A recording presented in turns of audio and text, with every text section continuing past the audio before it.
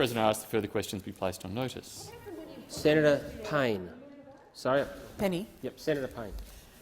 Thank you, Mr President, and I thank the Senate for the opportunity to make this brief statement, and I seek leave to do so. Sorry.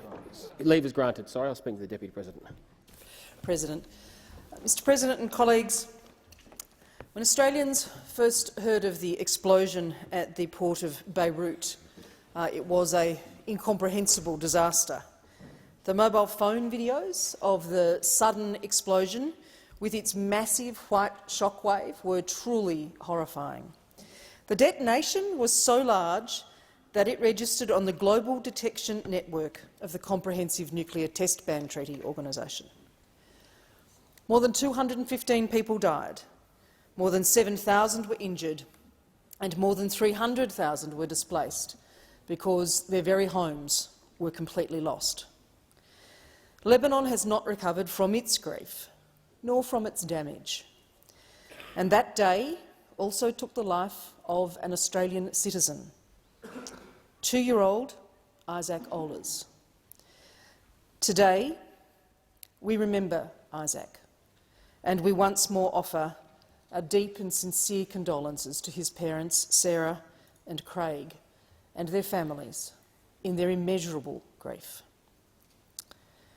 Mr President, Australia once more reiterates our strong and unequivocal support for a full, credible and transparent investigation into the explosion, and for those responsible to be held to account for acts of omission, commission or corruption. Tonight, Australia will participate in the 3rd International Conference to Support the Population of Lebanon, co-hosted by the President of France, His Excellency Emmanuel Macron, and the Secretary-General of the United Nations, His Excellency Antonio Guterres. A year after the explosion, Lebanon is facing a more complex crisis, a slide towards the collapse of Lebanon's political and socio-economic model. Already, according to the United Nations, 1.5 million people can no longer afford their essential needs. Australia fully supports international efforts to assist with the Lebanon Reform, Recovery and Reconstruction Framework, known as 3RF, which aims to help Lebanon achieve 3 central goals in response to the Beirut port explosion. Firstly, a people-centred recovery that returns sustainable livelihoods. Second, the reconstruction of critical assets and infrastructure. And thirdly, the implementation of reform to help restore people's trust in government institutions by improving governance and accountability. Australia's assistance package to Lebanon of $15 million, channelled directly through international organisations and NGOs, has assisted Lebanon's direct needs and contributes to a range of additional imperatives, including supporting displaced Syrians and Palestinians now living in Lebanon. As we all know, Australia is home to around 230 citizens of Lebanese heritage, many of my friends in Sydney part of this vibrant diaspora, and around 20,000 Australians are living in Lebanon. What happens in Lebanon affects us here too. I know how deeply they felt the tragedy of the bomb blast.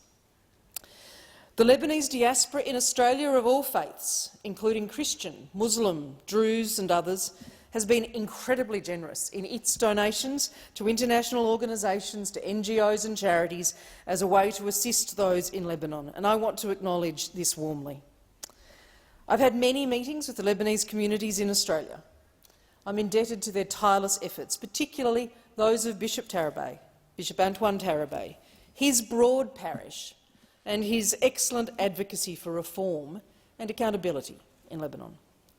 I also wish to acknowledge the Ambassador to Lebanon, Her Excellency Rebecca Grindlay, and all her staff, who suffered through the explosion themselves with their families, but returned immediately to work, despite what had happened to them, to the city in which they had made their home, to help Australians in need of consular assistance and to work with the Lebanese government and our international partners.